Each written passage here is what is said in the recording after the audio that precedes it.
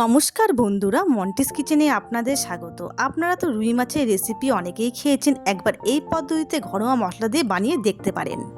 এখানে নিয়ে নিয়েছি রুই মাছ, আদা রসুন পেঁয়াজ আর টমেটো, আর গোটা একটু মশলা নিয়েছি জিরে ধনে মৌরি গোলমরিচ শুকনো লঙ্কা সর্ষে আর গোটা গরম মশলা আর একটু ঘি আর কাসুরি মেথি। আবার প্রথমে মাছে একটু নুন হলুদ মেখে নেব। ব্যাস মাখা হয়ে গেছে। এবার কড়াই বসিয়ে দিয়েছি। গোটা মশলা একটু হালকা ভেজে নেব, ভেজে গুঁড়ো করে নেব।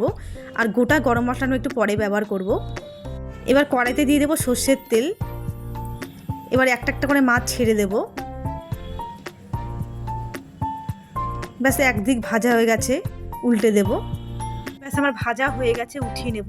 এবার ওই তেলের মধ্যে দিয়ে দেবো পেঁয়াজ আদা রসুন, হালকা একটু ভেজে নেব। এখানে কাঁচা মশলাটা ব্যবহার করব না। এবার টমেটো দিয়েও আবার একটু হালকা ভেজে নেব, লাল লাল করে নেব। নিয়ে নিচ্ছি একটি মিক্সিং জার। এবার সমস্ত মশলা দিয়ে পেস্ট করে নেব। ব্যাস আমার পেস্ট হয়ে গেছে, দেখুন এরকম করবেন। এবার ওই তেলের মধ্যে দিয়ে দেব সামান্য একটু সর্ষের তেল, আর ফোড়নে দেব গোটা গরম মশলা। পেস্ট করে রাখা মশলা দিয়ে দেব।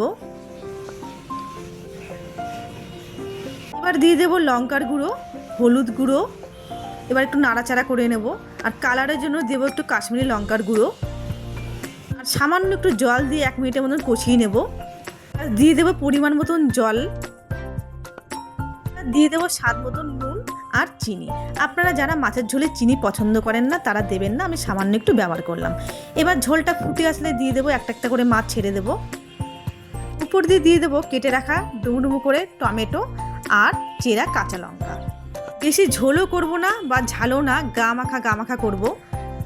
উপর দিয়ে দেবো 1 চামচ ঘি আর কাসুরি মেথি। আবারও 1 মিনিট ফুটিয়ে নামিয়ে নেব। ব্যাস রেডি হয়ে গেল আমার রুই মাছের ঝাল। অবশ্যই আপনারা একবার এই পদ্ধতিতে বানিয়ে দেখবেন, খেতে কিন্তু ভীষণ ভালো হয়েছে। তারপরে আমাকে কমেন্ট করে জানাবেন কেমন হয়েছে। আমার আজকের রেসিপি আপনাদের ভালো লেগে থাকলে লাইক কমেন্ট শেয়ার আর চ্যানেলটিকে সাবস্ক্রাইব করার অনুরোধ রইল।